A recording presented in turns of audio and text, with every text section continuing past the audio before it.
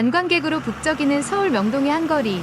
벌써 저녁때가 다 되었습니다. 오늘 이야기의 주인공인 헤일리 씨도 식사를 하기 위해 딸과 함께 식당으로 들어갔는데요. 헤일리 씨가 30년 전 즐겨 먹던 음식인 칼국수로 메뉴를 정했습니다. 딸과 함께 들어간 칼국수집. 주문을 하려고 자리에 앉은 헤일리 씨는 문득 고개를 들어 앞을 보았다가 화들짝 놀라고 맙니다. 어떻게 당신이...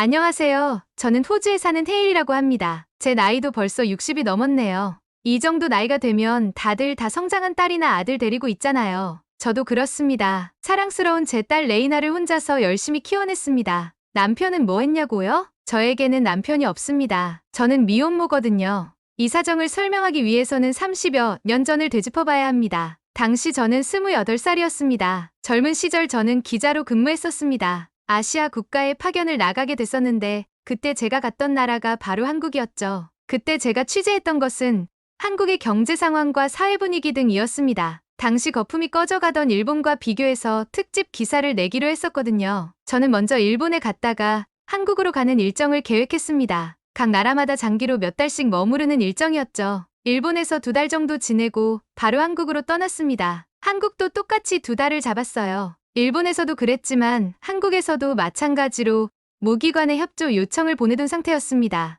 원활한 취재를 위해서요. 사정상 정확한 기관명은 밝히지 않도록 할게요. 기관 사무실로 가는 길에도 저는 열심히 서울의 길거리를 렌즈 안에 담았습니다. 당시 최고로 비싼 카메라 시리즈 중 하나였습니다. 지금은 한국의 치안이 월드클래스라고 하지만 옛날에는 좀 덜했던 것 같아요. 어린아이를 몰래 데려가 버리는 어른들도 있었고 길가에 소매치기나 돈을 달라고 구걸하는 사람들도 있었습니다. 있는 정도가 아니라 많았어요. 그리고 그 소매치기에 제가 당했죠. 한국 돈으로 몇백만 원이나 하던 카메라를 순식간에 빼앗은 남자는 전속력으로 달려 도망치더군요. 저는 순간 얼이 빠져서 상황을 파악하느라고 그 찰나의 시간을 버렸습니다. 그리고 정신이 차려지는 대로 달려서 그의 뒤를 쫓았지만 따라가는 게 불가능해 보였죠.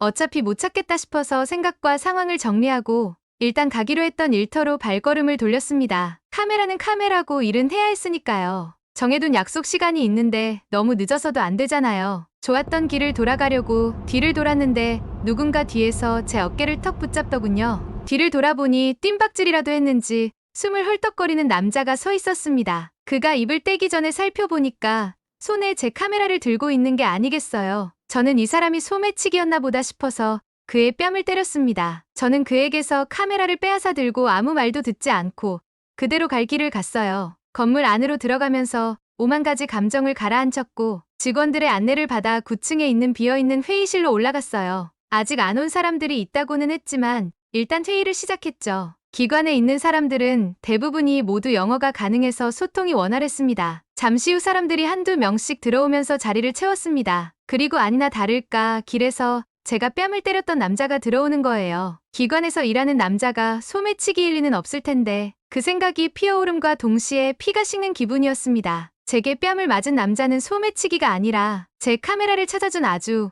고마운 사람이었던 거죠. 회의 후 저는 그를 찾아갔습니다. 너무 미안해서 제가 마시려고 사뒀던 캔커피를 그에게 주었죠. 아까 일은 정말 미안해요. 일부러 그런 게 아니라 당신이 소매치기인 줄 알았어요. 말이 안 되는 것 같지만 아까는 정말 정신이 없었거든요. 카메라를 찾아주고 저한테 뺨까지 맞은 데에 대한 배상을 해주겠다고 했는데 그는 됐다고 하더라고요. 기분 나빠하는 기색도 없이 그냥 세상 순박하게 웃더군요. 그때 이런저런 일로 스트레스가 이만저만이 아니었는데 그런 스트레스들이 사르르 녹아내리는 것 같았죠. 서울 곳곳을 돌아다니며 취재하는 날들을 보냈는데 기관에도 자주 들르느라 그 남자를 자주 마주쳤어요. 그의 이름은 박찬혁이었습니다. 굳이 기관에 방문할 필요가 없는 날에도 가고 그랬던 건 그 남자를 만나기 위해서였어요. 점점 더 그가 좋아졌습니다. 결국 저희 둘은 사랑에 빠졌고 깊은 사이로 거듭날 기미를 보이고 있었죠. 하지만 문제가 있었어요. 시간이 참 야속하도록 빨라서 제가 호주로 돌아갈 날이 점점 가까워지고 있었고 당시에는 지금처럼 인터넷이 발달하지 않은 시기라 국제 연애가 보통 힘든 일이 아니었거든요. 하지만 그런 걸 다 차치하고서라도 남자를 사랑했습니다. 일단은 호주로 가지만 그 남자와 함께하기 위해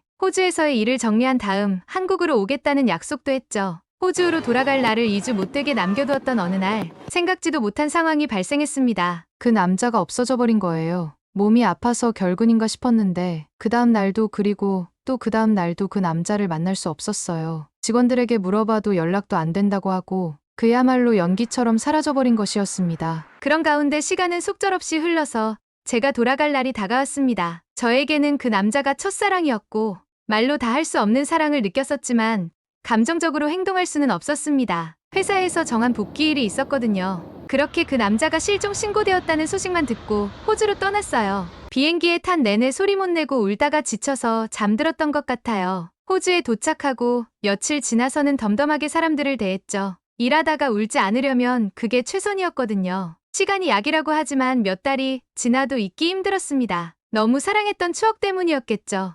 그런데 어느 날부터 불현듯 구토 증상이 심하게 들기 시작했습니다. 음식을 앞에 두면 그러는 경우가 많아서 뭔가 이상해서 병원에 갔죠. 임신입니다. 그 남자의 아이라니 저는 그리 길게 고민하지 않았고 아이를 낳기로 결정했어요. 그렇게 낳은 아이가 바로 저희 딸인 레이나죠. 레이나에게는 저희 성을 붙여주고 정성으로 키웠습니다. 임신으로 힘들 때 돌봐줄 수 있는 그 남자가 없어서 참 마음이 힘들긴 했지만 혼자가 아니라는 생각이 저를 버티게 했죠. 저는 제 배에 있던 레이나와 함께였으니까요. 제가 처음이자 끝으로 사랑했던 사람의 아이와 함께 그 남자의 피를 이어받은 레이나는 정말 예쁘게 생겼었어요. 그리고 아주 튼튼했죠. 아이를 보면 행복하면서도 씁쓸하고 그런 묘한 기분이 들었습니다. 처음에는 양가 감정이 심해서 아이를 재우고 나면 혼자 몰래 울고 그랬었는데 아이가 커가면서 점점 울지 않게 되더군요. 그 남자 생각을 막을 수는 없었기에 씁쓸한 건 어쩔 수 없었지만요. 힘들게 아이를 충분히 키워놓고서는 일에 매진했습니다. 딸을 좋은 대학교에 보내주겠다는 일념 하나로 워커홀릭처럼 열과 성을 다해 일했고 그 결과 저는 직장에서 빠른 승진을 거듭할 수 있었습니다. 고맙게도 레이나도 공부를 열심히 해서 목표한 대학교에 들어갈 수 있었는데 앞만 보고 달렸더니 벌써 레이나가 어른이 다 됐더라고요. 어른이 된 딸을 보고 주변에서는 엄마를 빼다 박았다고 말했지만 제 눈에는 그 남자가 보였어요. 그 남자를 닮은 레이나 덕분에 못 본 지 30년이나 된 그의 얼굴을 잊지 않을 수 있었죠. 그런데 어느 날은 레이나가 그러더군요. 엄마, 우리 한국 놀러 가요. 아빠가 한국인이라고 말은 했지만 갑자기 한국에 가자니 무슨 소린가 싶었습니다. 다름이 아니라 최근에 친구들 사이에 케이팝이 엄청나게 유행 중인데 자기도 푹 빠져버렸다면서 꼭 가고 싶다는 거였죠. 처음에는 거절했어요. 친구들이랑 같이 가라고 했지만 꼭 저랑 같이 가고 싶다면서 며칠을 조르더군요. 그래서 어쩔 수 없이 레이나와 함께 한국으로 떠났습니다. 30년 만에 다시 밟은 한국은 참 많이 달라져 있었어요. 감상에 젖을 시간은 길게 주어지지 않았습니다. 하고 싶은 게 많은 딸이 여기 가고 저기 가자고 팔을 끌어당겼거든요. 그래서 딸이 하고 싶은 거 다 하게, 가고 싶은 곳 다 가게 하면서 저는 그냥 따라다녔어요. 딸이 행복해하는 모습만 봐도 마냥 좋았거든요. 한국에 온 지 3일째 되던 날 길을 가다가 딸이 배고프다고 얼른 뭐라도 먹자고 하더군요. 그래서 가까이에 있던 칼국수 집으로 갔어요. 칼국수 참 오랜만에 먹는 음식이네요. 30년 전 그 남자와 칼국수를 자주 먹었던 기억이 있는데 호주로 가면서는 한 번도 안 먹었거든요. 칼국수 집으로 들어가 메뉴를 고르고 식당 안으로 들어가 앉았는데 바로 건너의 테이블에 박찬혁, 그 남자였습니다. 저는 심장이 터질 듯이 뛰었고 손이 덜덜 떨렸습니다. 도저히 시선을 떼기 힘들어서 계속 보고 있었더니 남자도 저를 발견했죠. 몇 초 지나지 않아 그도 사색이 되었습니다. 서로 너무 놀란 것을 보고 서로가 서로인 것을 알았어요. 더 경악한 것은 저였어요. 갑자기 사라져서 죽은 줄 알았던 사람이 어떻게 제 앞에서 떡하니 나타난 걸까요?